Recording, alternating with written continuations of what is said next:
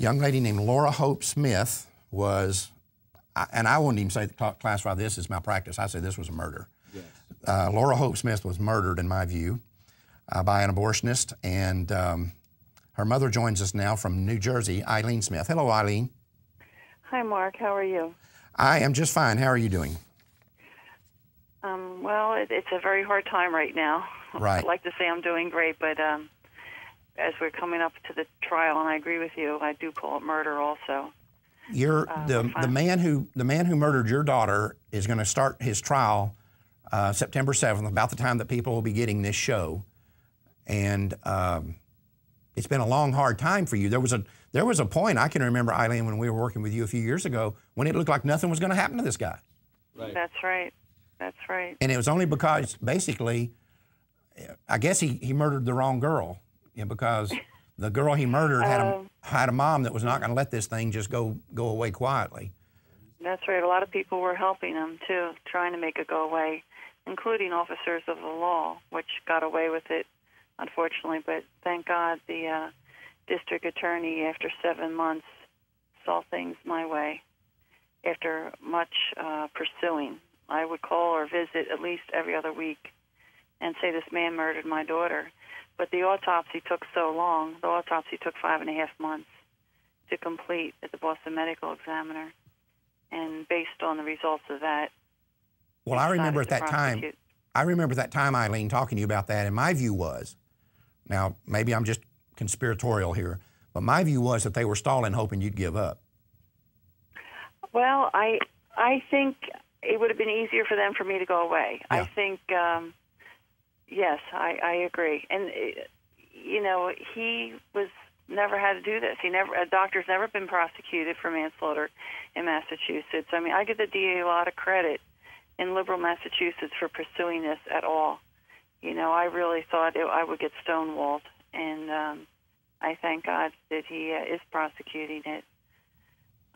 It's a very, as you know, Massachusetts politics, it's a liberal, very liberal state, very pro-abort, with Martha Coakley being the Attorney General. So, well, that still doesn't mean the fix isn't in. So you're going to have to be especially vigilant now that you've got it to this point, because if you don't win now, then it is over. Is he still doing abortions? Is he still in practice? Oh, no, he lost his license 5 months after Laura died. It'll be 3 years this September. But now he's teaching at Harvard or something? He's always been a Harvard fellow since he came over to this country from Thailand. He ran Brigham and Women's abortion wing for many, many years, and then he got fired in 2001. Some say he was stepped down, some say he was fired, but he threatened to kill 5 of his nurses for losing paperwork. So in 2001, he took over the abortion clinic in Hyannis. That he had a protege that got Parkinson's disease and could no longer do abortion. So he reopened his closed clinic. It had been closed. It was Silverman. I don't know if you're familiar with Silverman.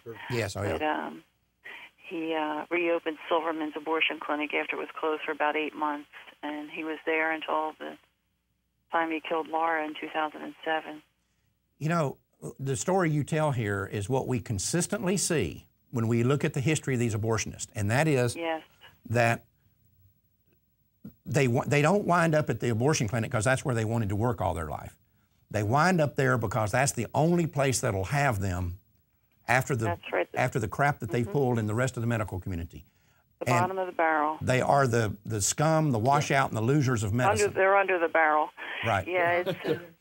They're like the bugs that are under the barrel when you lift up the barrel. Yeah. You know, Eileen, I always say that they're the scum that scum wipe off their feet. Eileen, this guy is so bad. He didn't have any resuscitation equipment in his abortion facility.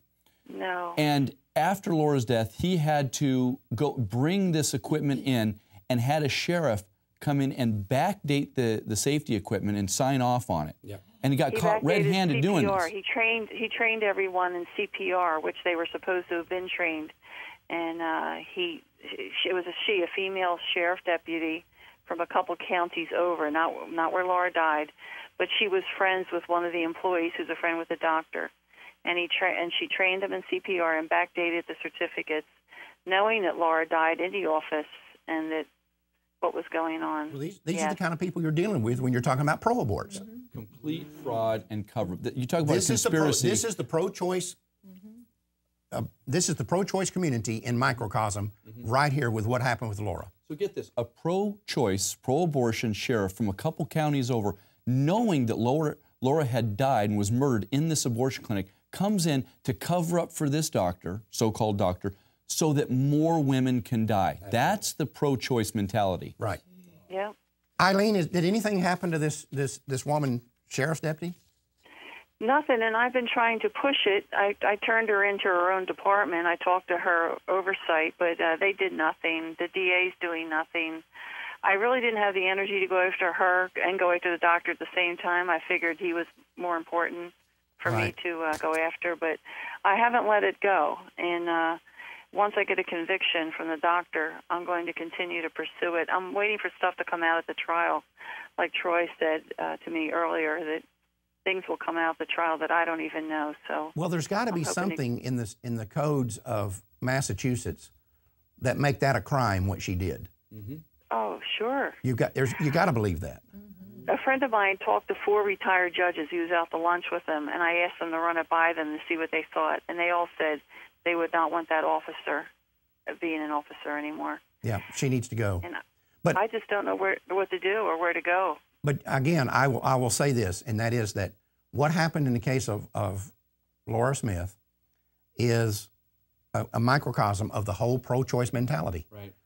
You got the scum. Unfortunately, it's not rare. No, it's not rare. It's not rare. And what you have is the scum of the medical community relegated to doing abortions because he couldn't keep a job in the legitimate medical field, kills this girl. The authorities rush in and try to bury the thing. And, you know, obviously we're hoping for a good outcome here, but Eileen, you understand it could still be buried. It could go either way. I know. The only reason he's being prosecuted is because Eileen and the rest of the pro-life community screamed their heads off, Just screamed bloody away. murder. We would not go away. So we want to encourage you, Eileen, and thank you for coming forward in your diligence on behalf of not just Laura, but the entire pro-life movement, because we're all watching. And as this show is being aired, we'd ask the viewers to pray for justice. Absolutely. Pray that this guy Rapin is found guilty and convicted and sent to prison. Well, he's already shut down. 2 of his abortion clinics are closed.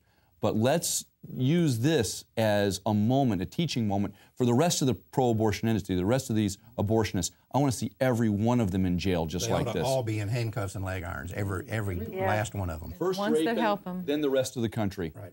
Well, thank you, Eileen, for joining us. I know it's a difficult time for you, and but on the other hand, it's if anything good can come from this, this is when it will come. So, yes, I'm believing God for victory and justice.